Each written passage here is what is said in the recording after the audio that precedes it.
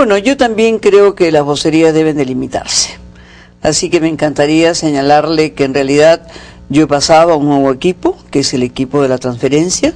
Este equipo no tiene la potestad de tener una vocería, lo cual me alegra mucho y me alivia de responsabilidades. ¿No le hemos preguntado por la transferencia? No, indudablemente, pero por eso le digo que yo comparto, digamos, que estamos en una etapa en que esa función debe de culminar. Ese es mi punto de vista.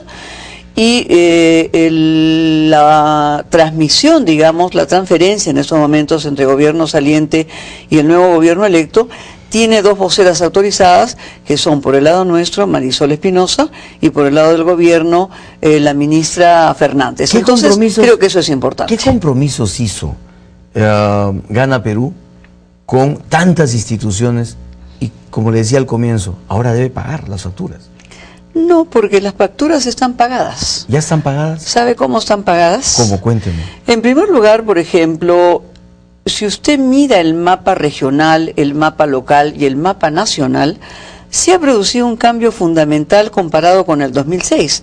Es decir, el PNP, que era un partido nacionalmente inscrito, estaba autorizado por ley a competir en todas las regiones, en todas las provincias y en todos los distritos. ¿Quiere decirme usted que fueron una catapulta para presidentes regionales que ahora ya deben estar contentos? Bueno, indudablemente, al no habérsele puesto candidatos regionales paralelos, se han producido triunfos significativos, llegando a un punto en donde un APRA que empezó con 12 gobiernos regionales, pasó a tener 2, quedó con 1 y 4 congresistas. Entonces, si traduzco lo que usted me dice, y no soy traductor, lo que está ocurriendo es que lo que Ollanta Humala ha recibido, el apoyo que ha recibido, ya en realidad es un pago por lo que Humala hizo por ellos al dejar de tener candidatos. Es un compromiso por la unidad. Efectivamente, recordemos que en el 2006 Ollanta tuvo otras fuerzas de izquierda que compitieron de manera diferenciada a la de él. Muy bien. En este proceso lo que se produjo,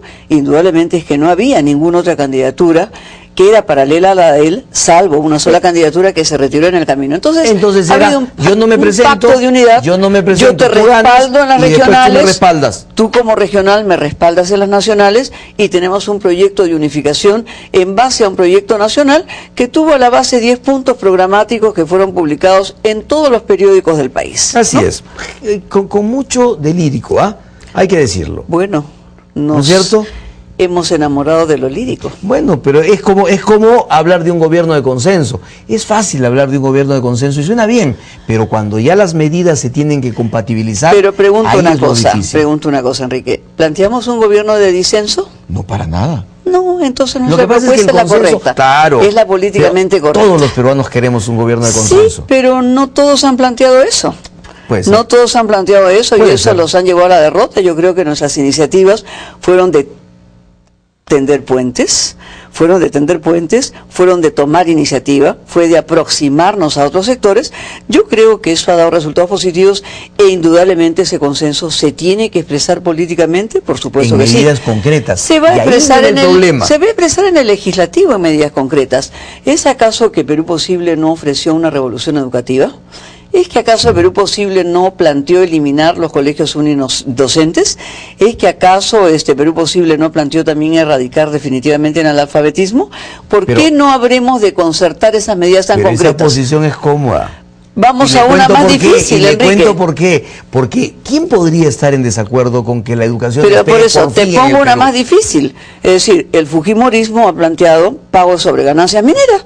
Era un tema altamente difícil ponerse de acuerdo en eso. Cuando presentemos nuestra iniciativa de ley en relación a la sobreganancia minera, tendremos la votación fujimorista también. Ahora yo le pongo una más difícil. Encantada. Legislación laboral con estabilidad laboral, frente a una demanda de los empresarios de flexibilización laboral. ¿Cómo compatibiliza a la CGTP con CONFIEP? Para ver, en primer lugar, nosotros tenemos un Consejo Nacional de Trabajo. Sí, que no ha podido sacar hasta ahora una ley general de trabajo por años. Hace falta sacarla. Por años. Ese es el primer consenso que necesitamos. No se han puesto de acuerdo, imagínense. Necesitamos ponernos de acuerdo porque no podemos estar en el límite de la desregulación de todas las relaciones laborales como se ha venido produciendo en los últimos 20 años. En ningún país desarrollado eso se produce así e indudablemente hay que garantizar derechos a los trabajadores. Hay que garantizar derechos a los trabajadores. Tiene que haber, por supuesto, no puede haber el despido arbitrario que hoy día se produce como consecuencia de la situación constitucional en materia laboral. No puede haber esa circunstancia de despido arbitrario. Entonces, hay que eliminar el despido arbitrario, dice usted. Yo particularmente creo que hay que... eso es un generador de conflictos gravísimo. Por eso usted está planteando estabilidad laboral absoluta. Estoy planteando la eliminación del despido arbitrario. ¿Qué es estabilidad laboral absoluta? Bueno, usted lo sabe. No estoy planteando estabilidad laboral absoluta, pero estoy planteando derechos laborales, derechos sindicales. Todos los países del mundo tienen sindicatos, es decir, el trabajo tiene mecanismos de organización y efectivamente merece un mejor precio el trabajo y derechos. Y eso es lo que, para cerrar, digamos, con el inicio, lo que diferencia una estrategia compensatoria de una estrategia de erradicación. Tiene un enfoque de derechos. No hablamos de carenciados que no tienen empleo y por lo tanto que en cualquier condición lo atendemos con empleo precario, con empleo indigno. Nosotros planteamos pues el empleo decente, el empleo digno, porque el Perú ha firmado todos los convenios de la OIT y por lo tanto tiene la obligatoriedad en el consenso internacional, porque a nosotros nos encanta la globalización, pero a la hora que hablamos de la globalización de los derechos ya no nos encanta tanto. Y ese régimen, por ejemplo, que utilizan las grandes empresas exportadoras, que es, digamos, distinto, ¿no es cierto?, al régimen normal, que también lo utilizan las MIPES, ¿no es cierto? ¿Es un régimen que debe cambiar? El Perú de 15 tiene días de vacaciones, de mayor flexibilidad. Yo no estoy de acuerdo con 15 días de vacaciones. De ninguna manera. Para ningún nivel. Quizás pues alguna empresa familiar lo pueda decidir así. Como régimen laboral nacional, quitar los derechos laborales conquistados, es decir, en el periodo de Toledo celebramos los 100 años de conquista de las 8 horas, ¿no? Entonces, indudablemente, celebramos también conquistas como el derecho a las vacaciones. Estamos nosotros en extremos en donde a las mujeres se les está quitando el descanso prenatal y postnatal, porque efectivamente exceden no solamente el mes, o sea, llegan a ser 90 días, y eso pues es una desventaja salarial, laboral y de derechos de las mujeres que resulta siendo inaceptable. Yo creo que en la medida de que nosotros cada vez más tengamos estrategias de desarrollo, no de crecimiento monetario exclusivamente, de desarrollo, basada en derechos, nosotros tendremos un país que afirme, digamos, un proyecto de desarrollo basado en la paz social. ¿La Defensoría del Pueblo cree usted que ha cumplido un muy buen papel? Yo creo que ha cumplido un buen papel. No muy buen papel. No. ¿Qué le ha faltado a la Defensoría del Pueblo? Yo creo que, en primer lugar, son muchos los espacios que no han tenido mecanismos de diálogo y mecanismos de solución. Si el papel hubiese sido de carácter excepcional, es decir, muy bueno, efectivamente no hubiésemos multiplicado los conflictos por 4. Desde el inicio hasta el final. ¿Se le escapó algo a la Defensoría? Yo pienso que faltó una intervención mucho más decidida a la Defensoría en un conjunto de elementos. ¿Más proactiva? Más proactiva, por ejemplo, en el caso de los derechos de las mujeres, es decir, el gobierno hace 2 años que no rinde cuentas de la Ley de Igualdad de Oportunidades, que la tiene que presentar hacia el Congreso por hablar de la mitad de la población y la exigencia de sus derechos. Y es curioso, la teniendo al frente a una mujer. Por supuesto, la Defensoría sí ha presentado de manera muy importante su reporte de los 4 años y por lo tanto su cumplió. Es un registro, indudablemente. Sin embargo, el gobierno no cumplió con lo que le tocaba. Entonces, ¿eso afecta a la mitad de las mujeres? Indudablemente que sí, ¿no? Entonces, yo por supuesto tengo un gran respeto por Beatriz Merino, creo que tiene méritos enormes y cantidad de cualidades profesionales. ¿No? Tomó distancia Beatriz Merino, digamos, ya, como que dijo, no, ya, si están pensando en mí, olvídense. Yo le he visto en esa semana básicamente haciendo una demanda muy importante, manteniendo un rol de defensoría frente a los afiliados de las AFPs. Creo que es un tema que se ha puesto al debate, me parece importante, no lo puso al debate, digamos, Gana Perú, porque Gana Perú se limitó a aclarar de que sus fondos serían del sector estatal. Sin embargo, las llamadas estatales... a desdecirse. No, al contrario, se limitó a aclararse, ¿no? Y creo que eso ha sido importante. Sin embargo, la línea telefónica abierta puso más bien el centro en decir... no hay pensión mínima fija en las AFPs, las comisiones son altísimas, los pagos de pensiones son muy bajos. ¿Usted cree que Beatriz Merino ha reaccionado a ese estímulo de parte de Gana Perú? Yo particularmente creo que ella, antes de estos comentarios públicos sobre si sería o no sería la premier, ella había señalado que salía de la Defensoría para ocupar ese puesto, y está en esa ruta, es lo que yo he visto esta semana. No tengo comentario alguno de que se haya tratado con ella el tema de la presidencia. No lo descarto ni lo confirmo porque no soy partícipe. A mí me parece una buena persona interesante, una persona que da confianza al país. ¿Pero buena primer ministro? Creo que hay muchas personas para ocupar la cartera de primer ministro. Tenemos que escoger dentro de una buena terna. ¿Una buena terna de Gana Perú? No necesariamente, no necesariamente. Alan García siempre decía, el primer ministro debe ser aprista. ¿Usted piensa que el primer ministro debe ser Gana Perú? No es un qua non, no me parece. ¿El Congreso del primer año? Yo sí creo que el Congreso tiene que ser conducido por la bancada del PNP de Gana Perú, y creo que lo tiene que presidir efectivamente la lista ganadora y la lista de mayor votación. ¿O Daniela Bugatás? Bueno, quien más votación ha tenido ha sido Daniela Bugatás, creo que le correspondería, ¿no? Marisol Espinosa indudablemente es la vicepresidenta de la República y tendrá un rol importantísimo que cumplir. Pero